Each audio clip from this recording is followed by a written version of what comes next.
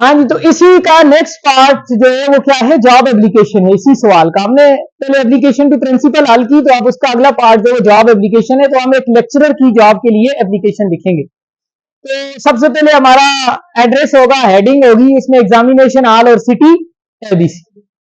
उसके बाद हम डेट लिखेंगे, डेट के बाद हम उस डिपार्टमेंट का एड्रेस लिखेंगे जिसके सामने हम अप्लाई कर रहे हैं, जिसको जॉब के लिए जा रहे हैं वहां पे। तो जो कॉलेजेस में या हायर एजुकेशन में लेक्चरर की जॉब जो होती है वो सेक्रेटरी हायर एजुकेशन के यहाँ एप्लीकेशन लिखी जाती है, या डीपीआई कॉलेजेस को लिखी जाती है, जो भी है। तो हमने सेक्रेटरी को लिखा, the secretary higher education city ABC, और सब्जेक्ट अपना बनाया है applying for the post of lecturer in English, कि आपने बता दिया कि आप किस पोस्ट के लिए अप्लाई करना चाहते हैं। अब आएंगे बॉडी ऑफ एप्लीकेशन पे। बॉडी ऑफ एप्लीकेशन में सबसे पहले आपने अपना सोर्स ऑफ इंफॉर्मेशन बताना होता है कि आपको ये खबर कहां से लगी, सोशल मीडिया से, प्रिंट मीडिया से, इलेक्ट्रॉनिक मीडिया से, इश्तिहार देखा आपने, एडवर्टाइजमेंट देखी आपने, या आपको किसी ने इंफॉर्मेशन दी। अगर कुछ नहीं पता तो लिख दो रिलायबल सोर्सेज। अगर आप इश्तिहार देखा तो आपने कहेंगे through daily advertisement in the newspaper, through daily advertisement on social media. आप कहेंगे respectfully it is stated that I have come to know through reliable sources that some post of lecturer are lying vacant under your kind control. पहला source बताएंगे job application. दूसरा काम ये करेंगे कि अपने आप का बताएंगे कि आप ये जॉब एप्लीकेशन लिख रहे हैं तो आप हैं कौन। तो दूसरे पैराग्राफ में चले जाएंगे, I am a master degree holder in English language and literature along with a professional experience of 3 year in prestigious institutions, my biodata is as under. अब ये जो बायोडाटा है ये एक सीवी की सूरत में भी आप एप्लीकेशन में लिख सकते हैं, और एक पैराग्राफ की सूरत में भी ये सारी बातें आप लिख सकते हैं। अब आपने अपना बायोडाटा देना होता है ताकि आपको एक सूटेबल कैंडिडेट कंसिडर किया जाए, और सही सही बायोडाटा देना जो है असल में, जो यानी पर्सनल इंफॉर्मेशन में मैंने एबीसी कर दी, यानी यहाँ आपका नाम, वर्दी, ये सारी चीजें होंगी। कंटेक्ट में आपके ईमेल एड्रेस, व्हाट्सएप, ये सारी चीजें होंगी, वो मैंने लिख दिया। कोई भी कंटेक्ट है आपके। एजुकेशन आपने हायर डिग्री लिखनी होती है, सारा कुछ सीवी में नहीं लिखते, मैट्रिक से लेकर एमफिल तक। जो आपके पास हायर डिग्री होती है उसको मेंशन कर लेते हैं। यानी आपके पास अगर हायर डिग्री मास्टर है तो मास्टर लिखें, बीएस है तो बीएस लिखें, एमफिल है तो एमफिल लिखें, पीएचडी है तो पीएचडी लिखें। मास्टर इन इंग्लिश लैंग्वेज, या बाज़ दफा ऐसे भी होता है जो रिक्वायर्ड डिग्री होती है ना, वो लिख लें। मिसाल के तौर पर उन्होंने कहा जी रिक्वायर्ड डिग्री मास्टर डिग्री है, तो आप लिख दें मास्टर इन इंग्लिश लैंग्वेज। आपने लिखा एमए यानी master of arts in English from ABC university, आप लिखेंगे जो यूनिवर्सिटी आपकी है वो लिखेंगे। एक्सपीरियंस लिखेंगे, जो आपका एक्सपीरियंस है 2 साल है, 3 साल है, फ्रेश है, एक्सपीरियंस में लिख दें फ्रेश कैंडिडेट। ठीक है। पर्सनल प्रोफेशनल डिग्रीज हैं, बीएड है, एमएड है, सीटीए, डीआईटी है, ये प्रोफेशनल डिग्रीज हैं। कोर्सेज वगैरह हैं, लैंग्वेज के कोर्सेज हैं, जो भी चीजें आप यहाँ पे ऐड कर सकते हैं। हॉबीज वगैरह, आपकी जो हॉबीज हैं, जो आप फारग टाइम में, फारग औकात कार में आप क्या करते हैं, आप क्या प्रेफर करते हैं पढ़ाई के अलावा, यानी ये करिकुलम की किताबों के अलावा आपके क्या शौक हैं, क्या इंटरेस्ट हैं। तो आप जो आपके शौक हैं आप वहां पे लिख सकते हैं। स्किल्स अपनी लिखेंगे, आपके अंदर सलाहियतें क्या हैं। इसके अलावा आप कम्युनिकेशन में स्ट्रांग है, एडमिनिस्ट्रेशन में स्ट्रांग है, आप डिबेटर हैं, आप जो है वो होस्ट हैं, आप कंपेयर हैं, जो भी है आपकी जो स्किल्स हैं आप वहां पे लिख दें। और उसके अलावा 1-2 चीजें और भी होती हैं, लिखने की जरूरत नहीं है, रेफरेंस वगैरह होते हैं, लैंग्वेजेस वगैरह होती हैं, कौन सी आपको आती हैं तो लिख दें, ठीक है नहीं। अब ये आपने अपनी सीवी वहां पे पेश कर दी, अपने आप को प्रेजेंट किया डॉक्यूमेंट की सूरत में कि आप ये हैं। और अब उसके बाद आप अपनी सर्विसेज ऑफर करेंगे कि मैं आपको, मेरे पास ये सारा कुछ है और इन सब चीजों के साथ मैं अपनी सर्विस आपको क्या कर रहा हूं, ऑफर कर रहा हूं। ठीक है। आई am offering my services for the advertise post.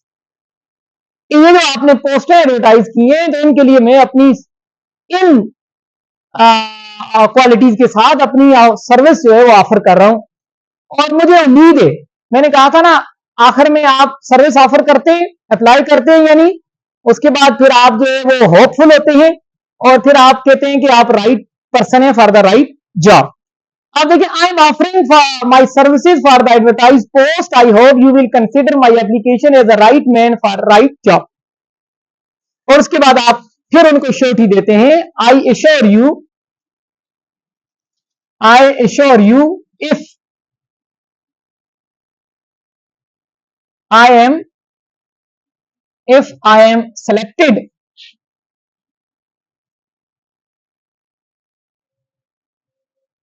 I will leave no stone unturned to fulfill my duties.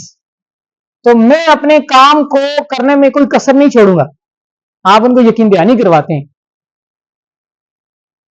उम्मीद भी रखते हैं और उनको कहते हैं अगर आपने मुझे इस पोस्ट के लिए सिलेक्ट कर दिया तो मैं कोई भी, ये मुहावरा है लीविंग नो स्टोन अनटर्न, यानी हर एफर्ट करना अपने काम को मुकम्मल करने की, ठीक है। तो मैं कोई कसर नहीं छोड़ूंगा अपने काम को करने में। और फिर उसके बाद आप जो है वो नीचे कम्प्लीमेंट्री क्लोज लिखेंगे, थोड़ी सी स्पेस दें, नीचे आ जाएं और नीचे आप लिख दें सिंसियरली एक्स वाई और जेड।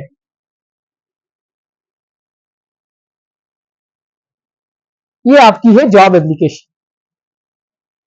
अब इसमें क्या हो जाएगा, अगर डेजिग्नेशन चेंज हुआ अकाउंटेंट के लिए, यहां पे लिख देंगे अकाउंटेंट, यहां पे ये सारी बातें यही लिखेंगे। एक्सपीरियंस में उस अकाउंटेंसी का एक्सपीरियंस शो करेंगे, बाकी सारी बातें भी। अब इरादा बना लो क्या करना है आपने, जॉब एप्लीकेशन करनी है या एप्लीकेशन टू प्रिंसिपल। दोनों में आपको मैंने सहूलतें दे दी, दोनों के अंदर क्या किया मैंने आपको फैसिलिटीज प्रोवाइड की है कि ये काम आप करेंगे, ये काम आप ऐसे करेंगे। दोनों एप्लीकेशंस आप तैयार कर लें और वहां जाके आपने देखना है कि कौन सी आसान है, यानी किसका मटेरियल आपके पास मौजूद है, उसको लिख दें और प्रॉपर फॉर्मेट के साथ लिखें, उसके तमाम पार्ट्स को उसमें शामिल करें। तो फिर उसके बाद जो एग्जामिनर आपके नंबर जो है वो नहीं काटेगा, उसकी आपके साथ कोई दुश्मनी नहीं है, वो आपको बिल्कुल भी नहीं जानता, उसको नहीं पता आप किस अकेडमी में पढ़ते हैं, किस कॉलेज में पढ़ते हैं, कहां से आए हैं, कहां के रहने वाले हैं। वो जो आपने लिख के भेजी है वही आपकी तस्वीर है, वो कहेगा ये लायक है या लायक नहीं है, या ये हार्ड वर्कर है या हार्ड वर्कर नहीं है। तो वो आपका जो पेपर होगा वो कंसिडर, पेपर चेक करते करते एग्जामिनर को पता चल जाता है कि ये कितना पानी में है, बात समझो। तो लिहाजा बाज पेपर ऐसा होता है कि एग्जामिनर मजबूर हो जाता है कि उसको दोबारा रिकंसिडर करे, यार ये इसने बड़ी अच्छी चीजें लिखी हुई है, तो ये शायद इसके कोई नंबर आगे पीछे ना हो जाए। तो इसी वजह से तमाम चीजें पूरी सीक्वेंस के साथ हल करें। आज का हमारे जो है वो सेक्शन सी के तमाम लेक्चर्स खत्म हो चुके हैं, कवर हो चुके हैं। अब कल से हम जाएंगे सेक्शन बी पे, और सेक्शन बी के हमारे 2 सवाल हैं, 3 सवाल है, पहला, दूसरा और तीसरा।